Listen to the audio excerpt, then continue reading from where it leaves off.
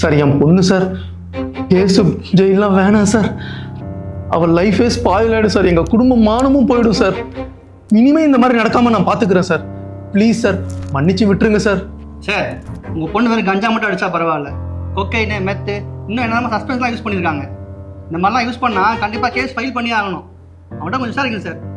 Please கலந்து பண்ண விடுங்க சார். சார் உங்கள் காலில் ஓடுறேன் சார். என்ன சார் பண்ணுறீங்க? ப்ளீஸ் சார் விட்டுருங்க சார். காலில் நான் ஏதாவது சமாளிக்கிறேன்.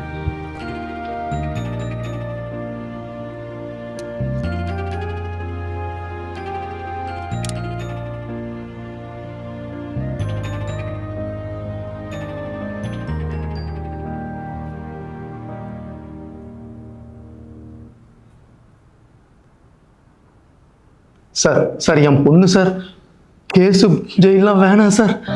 சார் சார் உங்கள் காலில் ஓடுறேன் சார். ஏய், பொம்பளை பிள்ளைலாம் அடக்க உடக்கமாக வளர்க்கணும்.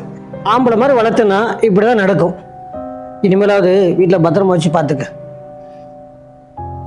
இதெல்லாம் சரிப்பட்டு வராதுடா. ஒரு பொம்பளை பிள்ளை போதையில் ஊரில் சுற்றுறான்னு தெரிஞ்சா எவ்வளோ கேவலம் தெரியுமா? பேசாம இந்த போதை வருவாள் மையம் இருக்கு, அதில் சேர்த்து விட்டு குணமாக்கி ஒரு நல்ல பையன் கல்யாணம் பண்ணி விட்டுறலாம். டேய், யார் தாண்டா தப்பு பண்ணலை? எல்லாரும் ஏதோ ஒரு வகையில் தப்பு பண்ணிக்கிட்டு தான் இருக்கும்.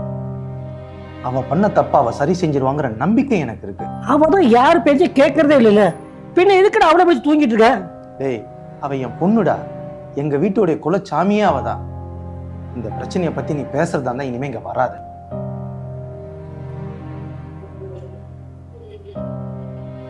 என்னவோ இஷ்டப்படி பண்ணி தொலை.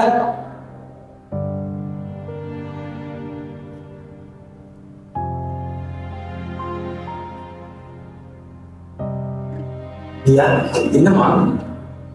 பா ரொம்ப சாரிப்பா, ரொம்ப கஷ்டப்படுத்திட்டேன். பண்ண மாட்டேன். சாரிப்பா. இல்ல சாரி.